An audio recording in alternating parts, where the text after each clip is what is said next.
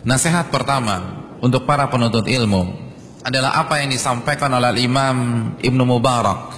Beliau pernah mengatakan, yang pertama kali harus dilakukan oleh penuntut ilmu, awalul ilmi, yaitu niat yang ikhlas kepada Allah Subhanahu wa ta'ala. Ini adalah wasiat pertama yang harus benar-benar kita masukkan, bukan hanya ke otak kita namun ke hati kita. Karena ini nasihat para ulama besar.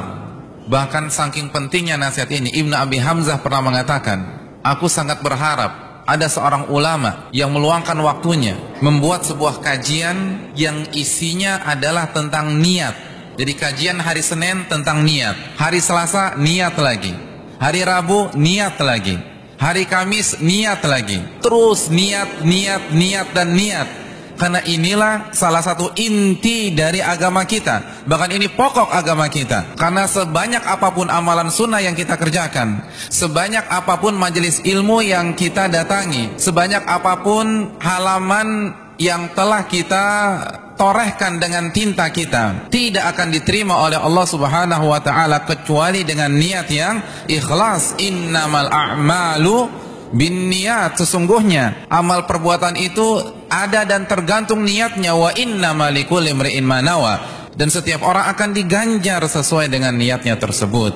Hadis sahih Bukhari dan Muslim. Dan Nabi memberikan ancaman yang sangat keras kepada para penuntut ilmu yang niatnya melenceng, yang niatnya tidak benar. Nabi kita SAW bersabda dalam hadis yang diriwayatkan oleh Imam Ibnu Hibban dan disahihkan oleh Imam Albani rahimahullahu taala, man ta'allama ilman mimma yabtagi bihi wajah Allah la yata'allamuhu illa liyusiba bihi 'aradan minad dunya lam yajid 'urfal jannati yaumal qiyamah. Barang siapa yang mencari ilmu yang seharusnya ia persembahkan untuk Allah, mencari wajah Allah, namun ia justru niatkan untuk mencari dunia, maka dia tidak akan mencium bau surga. Na'udzubillah min dzalik. Oleh karena itu, jagalah niat kita. Makanya para ulama sangat takut sekali dipuji orang, sangat takut terkenal. Ayyub As-Sikhtiyani, Sayyidul Ulama, kata Imam Az-Zahabi, ini pemimpinnya ulama di masanya, pemimpinnya ulama. Apa kata beliau? Dzukirtu wa la uhibbu an udhkar. Aku disebut-sebut orang, aku dipuji-puji orang, dan aku benci diomongin orang seperti itu. Aku nggak suka dipuji. Subhanallah. Ini Sayyidul Ulama. Imam Ahmad berharap bisa pindah di sebuah lembah di kota Mekah karena dia merasa tersiksa disebabkan keterkenalannya. Waqad bulitu bisyuhrah, kata beliau. Aku terfitnah dengan popularitas. Aku khawatir terkena fitnah ketenaran.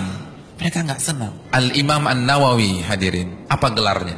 Ulama besar mazhab Syafi'i, Yahya bin Sharaf bin Murri Abu Zakaria An-Nawawi rahimahullah.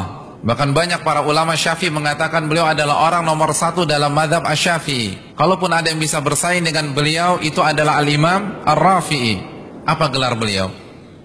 Muhyiddin. Artinya apa? Penghidup agama.